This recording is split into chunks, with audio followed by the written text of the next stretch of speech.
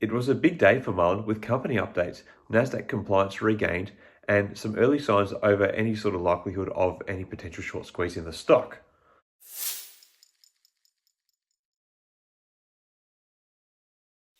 Hi again, everyone. Hope you're all doing really well. So obviously we've got a little bit to talk about on here. So to start with, Mullen has announced that it will commence production of its Class 3 electric vehicle called the Mullen THREE starting in July, which is good news.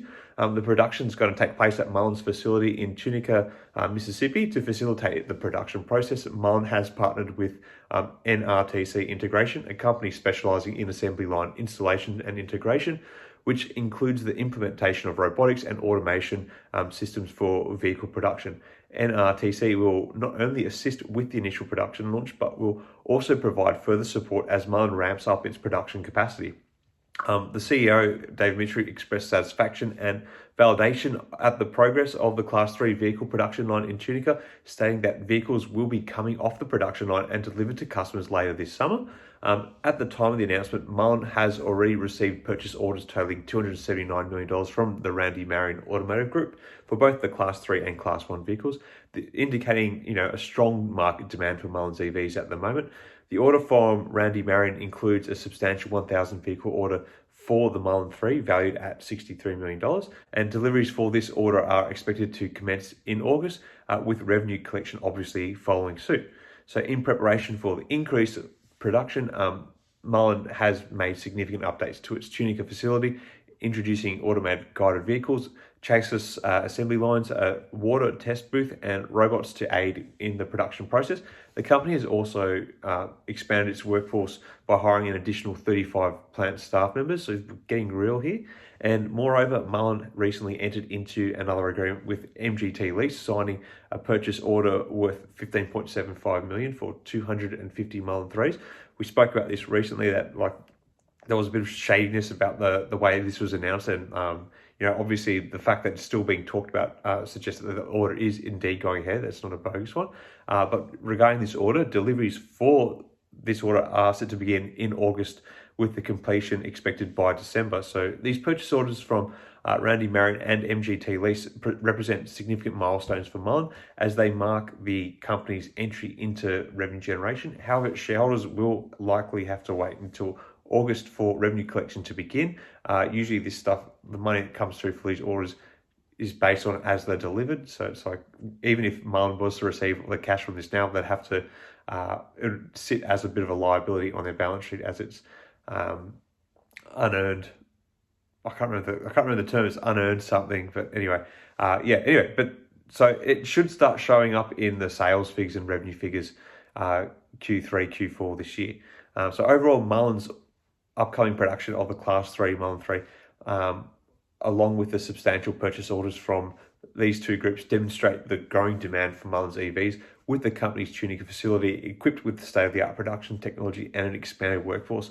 Mullen seems poised to be able to fulfill these orders and generate revenue starting in August, which is all really good news.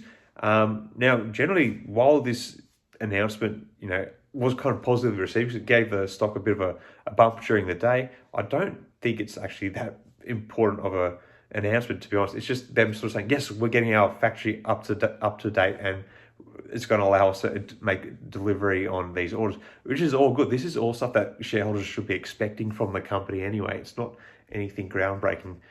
Things that should really be pushing the stock higher would be things about more sales being announced or something like that. Anyway, so the good news that has come from this, obviously, is it has helped to keep the stock elevated above the $1 mark and regain NASDAQ compliance. However, there's still a heavy short interest weighing on the stock. So both sides were kind of really at it today in the market scene, and that's kind of why we kind of have like this sort of locked pricing with the stock, or it kind of bobbled up and down between -1 and +1 cents, and then there was a bit of a rally and it kind of dipped away. But in terms of the shorts, at present 305% of the free float is held short, with 0 shares appearing as available for shorting, which makes a lot of sense because of how much the float is shorted. Obviously you do get that figure changes as shorts cover and things like that anyway. There's also still quite a high borrow fee of 167% on the stock, which is a slight revision from where it was yesterday, but that's still a very high cost to borrow.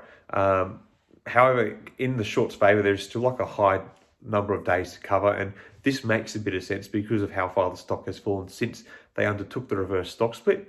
Now, in terms of catalysts that could facilitate the squeeze, we now have NASDAQ compliance, which is a monkey off the company's back. I don't think this alone is going to be enough to, push a short squeeze. Say what? I think what we really need still is we need something more solid to come from the company at the moment. Today's announcement, like I was saying before, I don't think was that big of a deal. It seems more likely a necessity to the company's operations. So hopefully now that we have some compliance, we've kind of been speculating in the comments here that perhaps that the company might come out with some big announcement on Thursday to re-spark interest in the stock. Whether that's a big sale or not, the Saudi Arabia deal, if that's going to eventuate, just something that could act as kind of like the fuse for what is potentially a very big short squeeze now that you can see how much the stock is being shorted. It's pretty crazy, actually. It's approaching GameStop levels, really, but it's going to be interesting to see if there is an appetite for a short squeeze of that magnitude again. Obviously a lot of retailers have been burnt in the past, but there's still a loyal retail base out there looking for these sorts of plays. Now, on the topic of Lawrence Hodge, we had some good discussions yesterday in the comments and based on what I said in my video about kind of his role and why he's gone quiet on social media. He still hasn't posted anything. He's deleted whatever he's posted since his Mother's Day post over the weekend and is still yet to add to it.